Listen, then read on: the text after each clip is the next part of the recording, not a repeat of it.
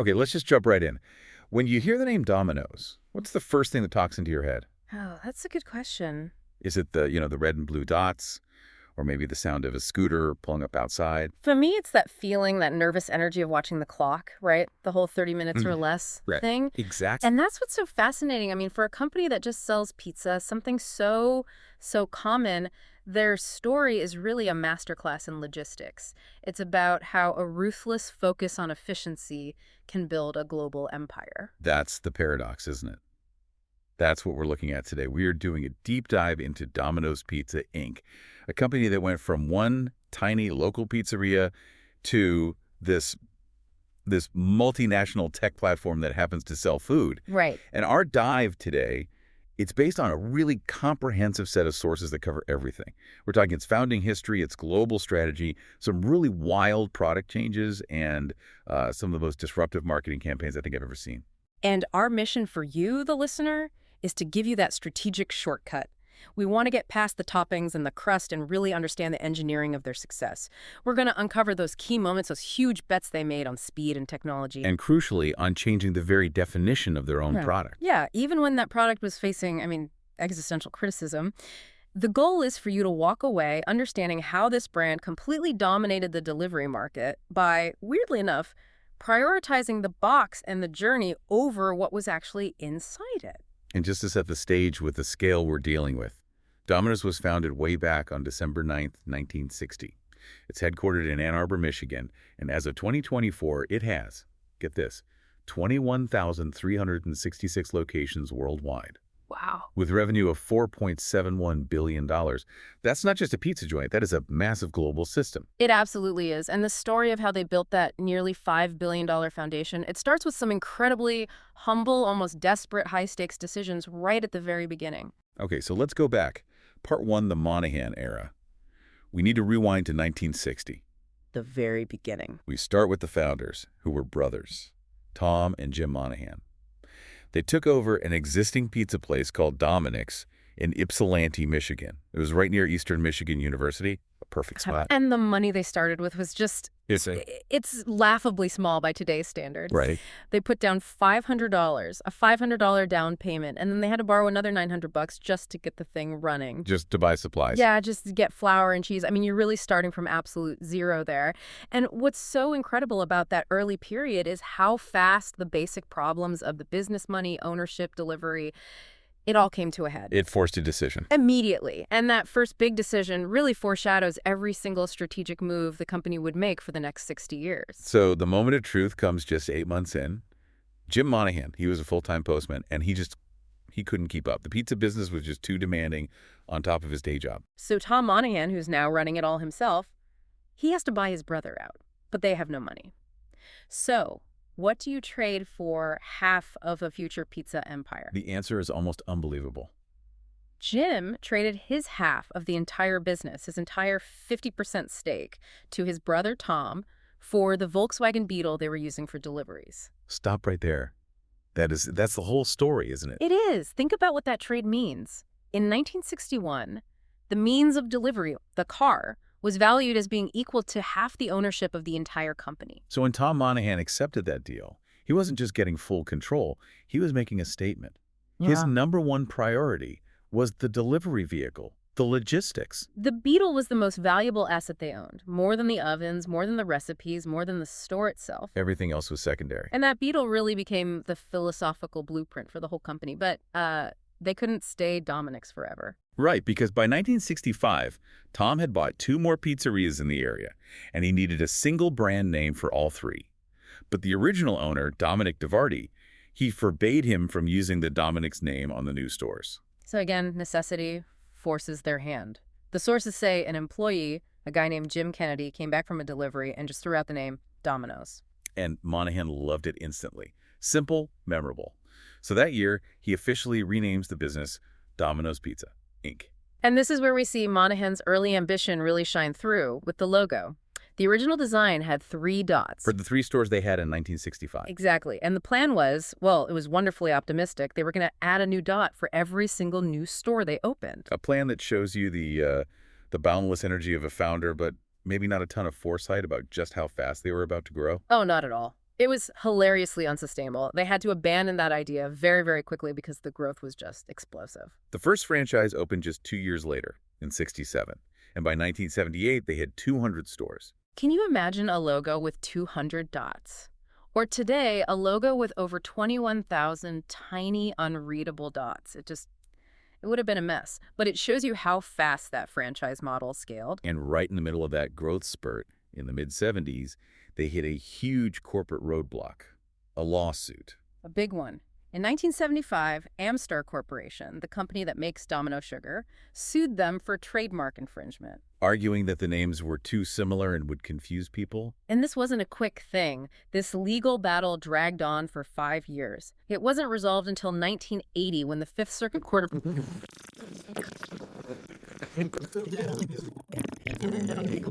Right. They showed this incredible resilience. While the lawsuit was happening, while their very name was at risk, they didn't stop expanding. Not for a second. It just opened 15 new stores under a different name. A super practical, temporary name, Pizza Dispatch.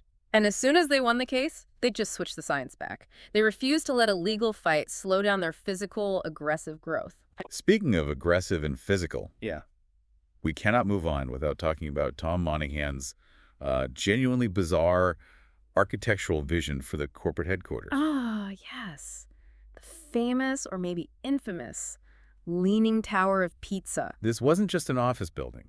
This was Monahan's ultimate statement piece. It was pure ambition. We're talking about a proposed 30-story skyscraper slanted at an angle that was supposed to be the centerpiece of their corporate campus, Domino's Farms, near Ann Arbor.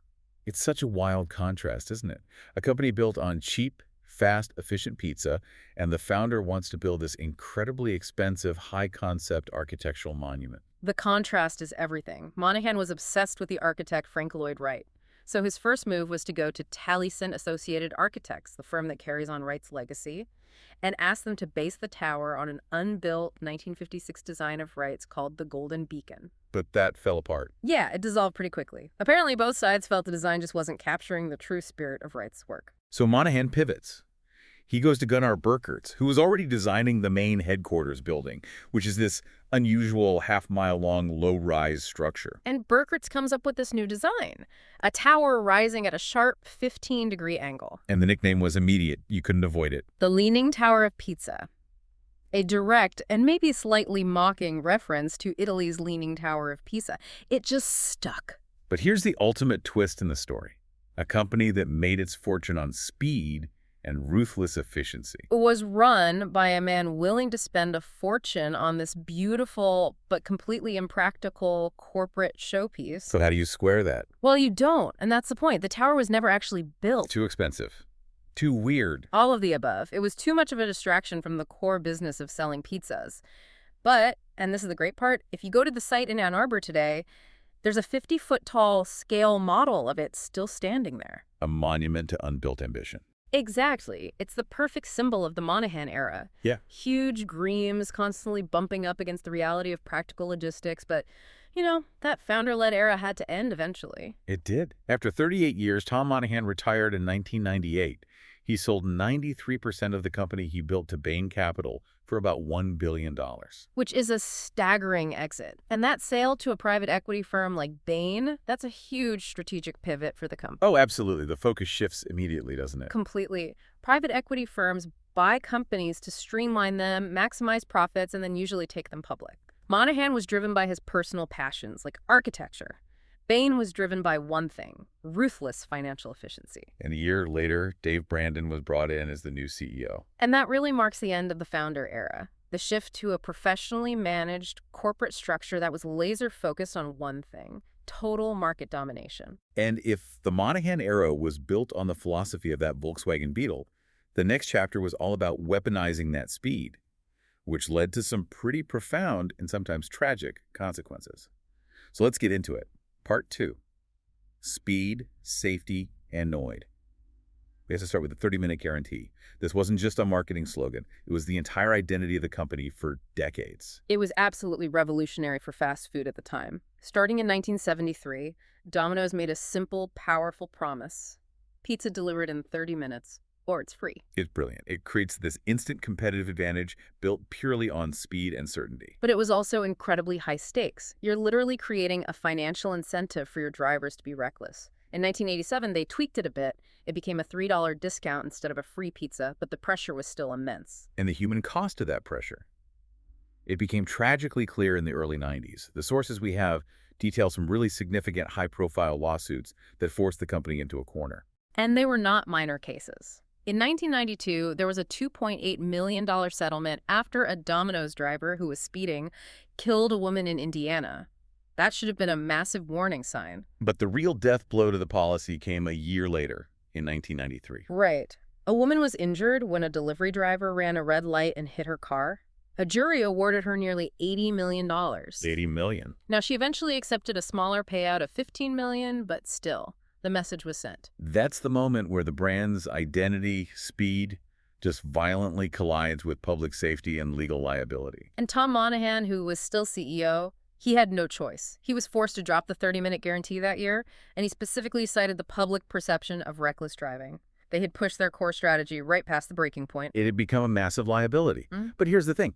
They dropped the guarantee, but speed is still in their DNA, right? Oh, absolutely. Yeah. The current U.S. slogan, "You got 30 minutes," still winks at that history. And what's really wild is that this exact same high-risk strategy, the one deemed too dangerous for the U.S., is still active in other parts of the world. That's right. The 30-minute guarantee, with local terms and conditions, of course, is still honored in countries like Colombia, Vietnam, Mexico, China, and India. So what does that tell you about their global strategy? It says they have a very flexible and maybe cynical approach to risk. What was unacceptably dangerous for the American market in the 90s is still seen as a winning strategy in certain high-growth, high-density international markets today. Different markets, different rules. Okay, so moving from reckless speed to animated madness, we have to talk about one of the strangest and most infamous mascots in advertising history. The Noid. The Noid, yes. A character that became way more famous and tragically real than anyone could have ever planned. So the character itself was created in late 1986.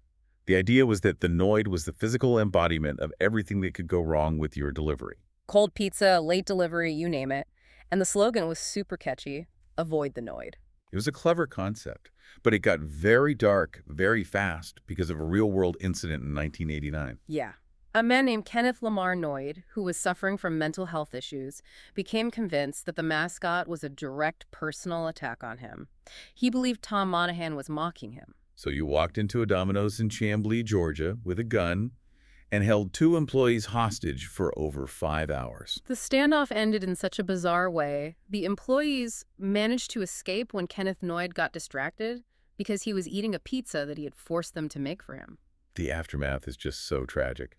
Kenneth Noid was diagnosed with paranoid schizophrenia, found not guilty by reason of insanity, and he later died by suicide in 1995. You'd assume the company would just scrub the character from existence after that. But here's the important clarification from the sources.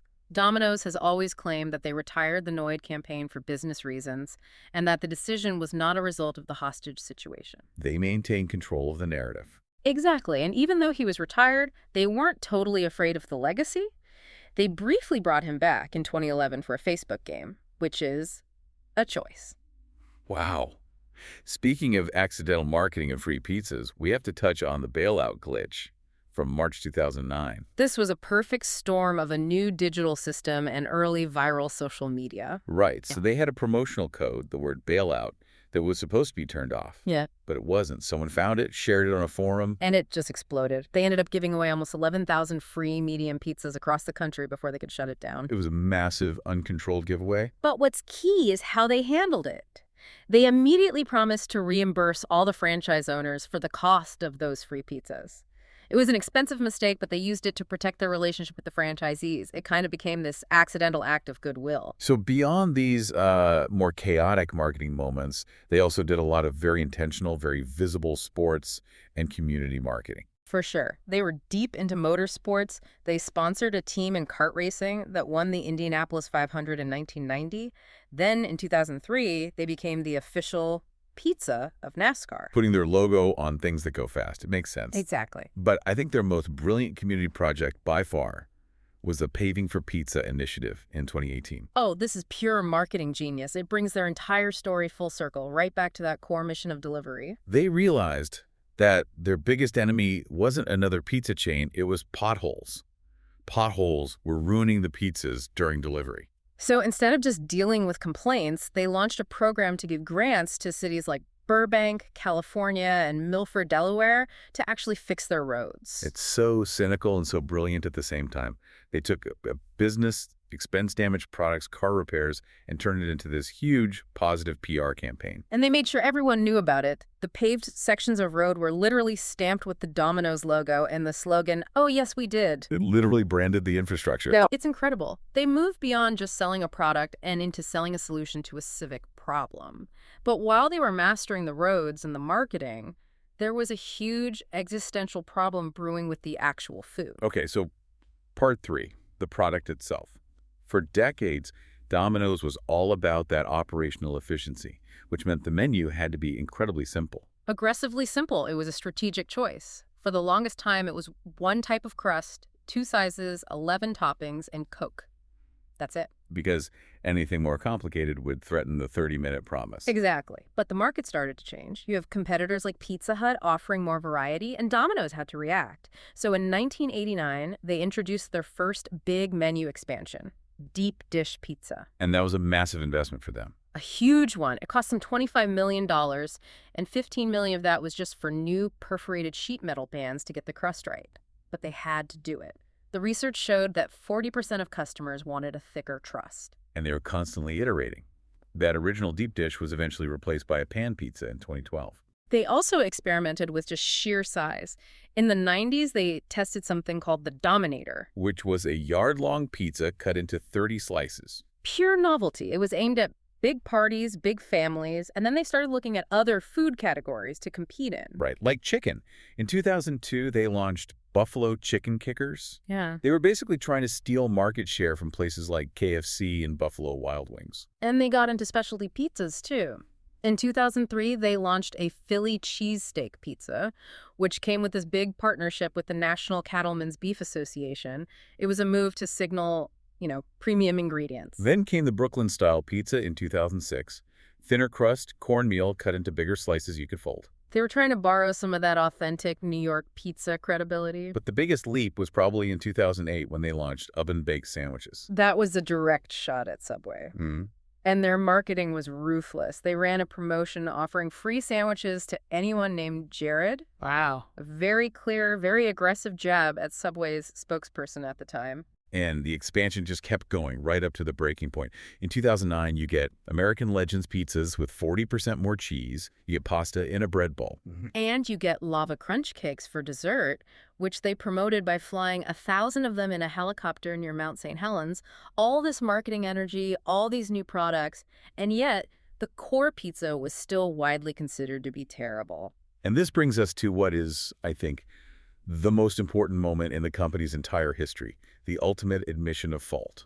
It's a turning point. In 2009, a consumer taste survey from a firm called Brand Keys comes out, and the results are they're devastating. Domino's ranked dead last among all the national pizza chains. Tied for last. Tied for last with Chuck E. Cheese. Right. A place known for animatronic bands and ball pits, not for its culinary excellence. For a food company, that is an existential crisis. Your entire business is built on a product that people actively dislike. And for Bain Capital, the owners, that had to be the final straw. Absolutely. They couldn't market their way out of a fundamental product failure, so they did something radical. They embraced the criticism. This led to that incredible self-critical ad campaign in 2010. They literally put their own customers on camera saying the crust tasted like cardboard and the sauce was like ketchup. I mean, that level of public honesty from a major corporation was just unheard of. Instead of fighting the criticism, they owned it. And they used it to announce they were completely reinventing their pizza from the crust up. So they changed everything. The dough, the sauce, the cheese. It was a massive system-wide overhaul, and it was a formal admission that their decades-long focus on delivery speed had come at the expense of the food itself. It was a huge risk, though, wasn't it? To basically tell your customers, hey, that stuff we've been selling you for years, yeah, it was bad. Please try the new stuff. A colossal risk, but the results were immediate and spectacular. The very next year, the company saw a 14.3% quarterly gain. It completely validated the strategy. Honesty, combined with a real product improvement, was the key to unlocking new growth. It proved the underlying strength of their delivery model. Yeah. Once the pizza was just, good, the convenience engine took over and sales exploded. That lesson about adaptation wasn't just limited to the U.S. recipe. Not at all. It became their global playbook. In 2013, for example, Domino's in Israel introduced their first ever vegan pizza using a soy-based cheese substitute.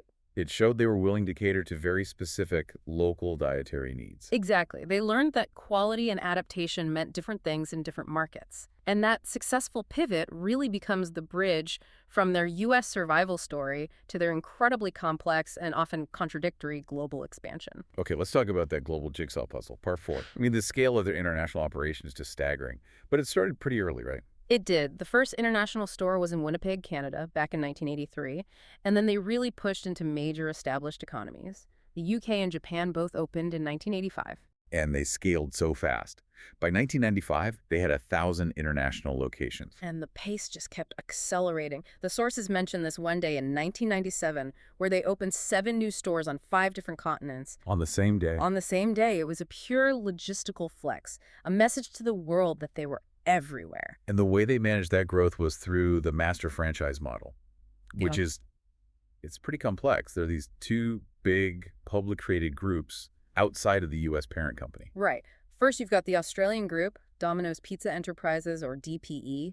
They control a huge territory: Australia, New Zealand, Japan, France, a lot of Europe. They're all about aggressive growth. And then there's the British group, Domino's Pizza Group, DPG, which handles the UK and Ireland. And it's this web of overlapping franchises that allows them to delegate all the local decision-making, the advertising, the ingredients, the labor laws to regional experts. And before we get into specific countries, we should mention their corporate responsibility push. Yeah. In 2020, they committed to sourcing 100% cage-free eggs by 2025. Which is pretty much a non-negotiable standard for a global chain of their size these days. Okay, let's zoom in on Asia, because this is where you really see the need for that intense local customization. Let's start with India. India is the crown jewel of their international operations. Outside of the United States, India has more Domino's locations than any other country in the world. The numbers are incredible. As of 2018, the master franchisor, Jubilant FoodWorks, had over 1,300 stores in more than 260 cities. They hit their 1,000th store back in 2016. And they succeeded because they adapted so well. They have a huge number of vegetarian options. They use local spices, but they still leverage that core model of fast, reliable delivery in these incredibly dense cities. So India is a story of successful adaptation. But China is a story of radical invention. A completely different strategy. In China, where they're known as Damile, they have a smaller footprint, about 250 stores in 9 big cities. But the menu is almost unrecognizable to an American customer. We're talking potato bacon pizza, crayfish pizza, durian pulp pizza, and salted egg yolk pizza. And this isn't just a gimmick. This is a profound strategic choice. The master franchise model gives them the freedom to completely betray the core product identity if it means winning over local tastes. They care more about capturing the market than they do about brand consistency. What's also key in China is the tech focus. Over 90% of orders are placed online, through their own apps or through platforms like WeChat. And this is interesting. After years of insisting on controlling their own delivery, in China, they've had to partner with third-party apps like Elo.me and Meituan just to compete. A huge strategic shift for them. But the global story isn't just about successes. It's also defined by some very high-profile, very public failures. And there is no bigger failure or bigger irony than their attempt to conquer Italy. The birthplace of pizza. Mm-hmm. In 2015, they decided to go for it, thinking their main advantage would be their superior delivery model. The assumption was we're faster and more reliable than the local mom-and-pop pizzerias. But it proves they didn't really learn the global lesson of the 2010 recipe change, did they? If your whole model is convenience, what happens when everyone else becomes just as convenient? That's exactly what happened. The local pizzerias, which already had a vastly better product, just started using the same delivery apps for Glovo, Just Eat, and suddenly Domino's convenience advantage was gone. And the main reason they failed? The main reason, according to the sources, was just crushing, brutally low customer ratings. People in Italy thought the pizza was terrible. Convenience couldn't make up for the massive quality gap. By July 2022, every single Domino's in Italy was closed. A painful, expensive lesson. And then came the Russian exit in 2023. This one wasn't about the product, it was geopolitical. After the invasion of Ukraine, the franchise operator had to declare bankruptcy and pull out. A completely different kind of challenge. And what's wild is that the Russian network was then bought by a local rapper, Tamati, and just slightly rebranded to Domino Pizza. It shows how quickly a brand can be co-opted when a master franchise is forced to exit. And that brings us to the present. In February 2025, they announced they're closing over 200 underperforming stores worldwide. And the vast majority of those, 172 of them, are in Japan. That's a huge red flag. This is a cost-cutting move, shedding the weak spots. Japan is a super competitive, tech-savvy, delivery-focused market. The fact that they're failing there suggests that their model of just being convenient isn't enough anymore. The competition has caught up. And what's the one market that's actually growing? Australia and New Zealand. So they're doubling down where the model still works and cutting their losses where it doesn't. So if the 30-minute guarantee defined the 20th century and the recipe change defined the early 21st, then the next defining leap has to be their full-on radical embrace of technology and automation. Okay, so final section. Digital innovation. Domino's figured out pretty early on that they weren't really a pizza company. At their heart, they're a logistics and software company. And you can see that mental shift reflected in their branding. In 2012, they officially changed the company name to just Domino's. They dropped the word pizza. And they updated the logo at the same time. What was the message they were sending with that? It was a clear declaration of intent. We are more than pizza. It opened the door for them to push sandwiches, pasta, wings, whatever comes next. It's a name change that prepares them for a future that might not even be about food, but about pure logistics. And then came the tech tools. Online ordering started in 2007, but the real game changer was the pizza tracker in 2008. The pizza tracker was absolute genius. On one level, it's for the customer. It shows you the status of your order in real time. It doesn't make the pizza come faster, but it reduces your anxiety while you wait. It gives you a feeling of control. And on the other level, Data. Every click, every refresh is a data point. They use that massive stream of information to optimize everything: staffing, prep times, delivery routes. They turned a customer-facing feature into a powerful internal efficiency tool. And now they're moving beyond tracking and into full automation. They're trying to solve the problem of the human driver once and for all. Exactly. In some cities in Germany and the Netherlands, they're already using self-driving robots from a company called Starship Technologies for short-distance deliveries. And they're testing everything, aren't they? In 2016, they did the world's first drone pizza delivery in New Zealand. And in the U.S., they have a major partnership with a company called Neuro to use their R2 self-driving vehicles for deliveries in Houston. So they're testing ground robots, aerial drones, and autonomous cars all at the same time. They are exploring every possible path to automation. They're trying to build a future where the cost and the risk associated with the human driver is massively reduced. It's the 30-minute guarantee without the liability. They also got into some, let's say, unique customer engagement strategies. You mean the wedding registry? The wedding registry. Huh. And then the baby registry, a way to tie their brand to these huge emotional life moments. It's all about convenience. And we have to talk about the Surprise Freeze campaign from 2021. This was a direct attack on the delivery apps, right? It was a tactical counteroffensive against DoorDash and Uber Eats. They gave away up to $50 million worth of free items to their own customers. The message was simple. Order directly from us and we'll reward you. Go through a third-party app and you'll just pay extra fees. It was all about protecting their direct relationship with the customer and, more importantly, protecting that valuable first-party data. Okay, before we wrap up, let's look at the financials that make all of this possible. They went public on the New York Stock Exchange in 2004. And they're still evolving. They just announced they're moving their stock listing to the NASDAQ starting in January 2025. Why would they do that? Why move from the NYSE to NASDAQ? It's a signal to investors. NASDAQ is seen as the home for technology and growth-focused companies. It reinforces their message. Yeah. We are a tech company that happens to sell food. And the franchise model is the engine that funds all this innovation. We got some 2018 numbers here. Of their 6,000 plus U.S. stores, almost all of them are franchised.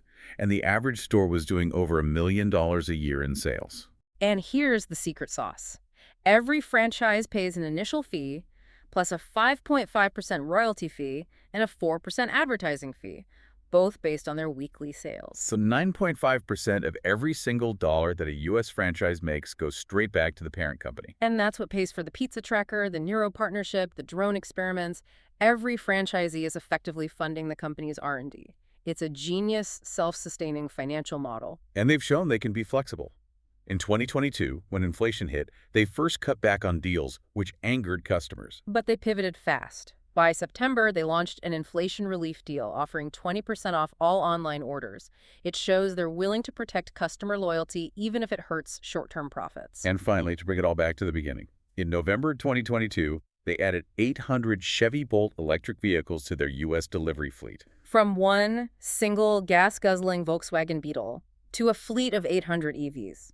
It's the perfect illustration of their journey from a local pizza joint to a full-scale industrialized logistics machine. So when you put it all together, what does this whole story tell us? I mean, this deep dive shows that Domino's built its empire on a foundation of speed, a guarantee so powerful it almost destroyed them. They survived a near-death experience with their own product by doing something terrifying, being honest, and now their future depends entirely on staying ahead in the tech race. Whether that means customizing a durian pizza for China or launching delivery robots in Germany. So the lesson is that you have to be willing to constantly criticize yourself, to radically adapt, and to pour money into technology just to stay on top. You have to be willing to admit your product is broken and rebuild it from the ground up. That's it, exactly. And that leaves us with a final provocative thought for you to chew on. Domino's success today still relies on that mix of convenience and an acceptable product. But as they plan to close 200 stores, which market really poses the greater long-term risk for them? Is it a super competitive, fragmented market like Japan where their convenience advantage is disappearing? Or is it a new market where people just fundamentally reject their food, like what happened in Italy? And here's the follow-up. What happens when delivery automation becomes universal? When drones and robots make instant delivery the standard for everyone? When that last logistical advantage is gone, how does that change their entire risk calculation? Is a pretty good reinvented pizza still good enough to win in a world where everyone can deliver in 10 minutes?